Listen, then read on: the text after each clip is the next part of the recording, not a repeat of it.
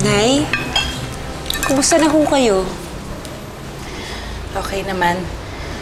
Kahit pa paano, nakatulog din ako. Kaya nakapagpahinga. Oh, sabi ko na sa'yo makakatulong yung sleeping pill na binigay ko sa'yo. Pahinga lang talaga kailangan mo. Nay, kaya na ho tayo. Hindi na. Wala din akong gana, tsaka kailangan kong bumalik ng ospital. Kailangan kong malaman kung may balita na sila tungkol sa tatay mo. Sige ho.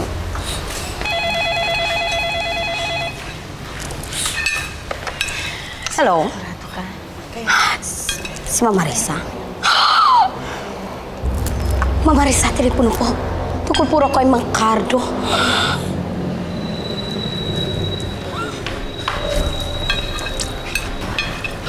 Hello?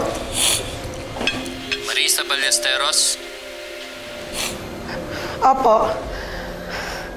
Anong alam niyo sa asawa ko? Hawak namin ang asawa mo. Anong pinagsasabi niyo? Sino ba to? Bakit yung kinuha ang bangkay ng asawa ko? Bangkay? Buhay na buhay ang asawa mo dito sa amin. Niloloko niyo ba ako? Patay na ang asawa ko! Bakit hindi mo tingnan ng cellphone mo?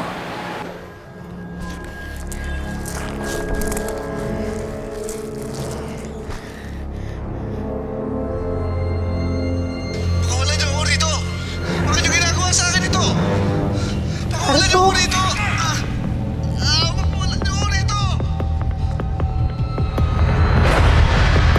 Mga hayop kayo! Ano ba ang ginawa niyo sa asawa ko? Ano? Naniniwala ka na? Ano ba kailangan niyo sa akin? Bakit niyo ba ginagawa ito? 20 milyong piso ang kapalit ng buhay ng asawa mo, Mrs. Ballesteros. Ihanda mo na ngayong gabi ang perang yan at magkikita tayo na alas 8 sa basketball court ng Riverside Park. Hindi ko kayang maglabas ng ganong kalaking halaga ng mabilisan. Kakayanin mo yan kung gusto mo makita ng buhay ang asawa mo. Hello? Hello?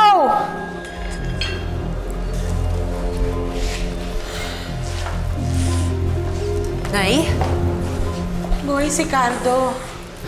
Hindi ko alam kung paano. Nagsasalita siya. Nakita ko siya.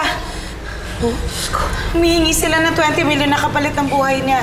Galing ko daw sa Riverside Park mamayang alas 8 ng gabi. Boy, si Cardo. Sino naman kayang gagawa nun? Alam ko na, si Fina. Kaya siguro siya pumasok dito bilang katulong para makahanap siya ng pagkakataon para kidnapin si Itay.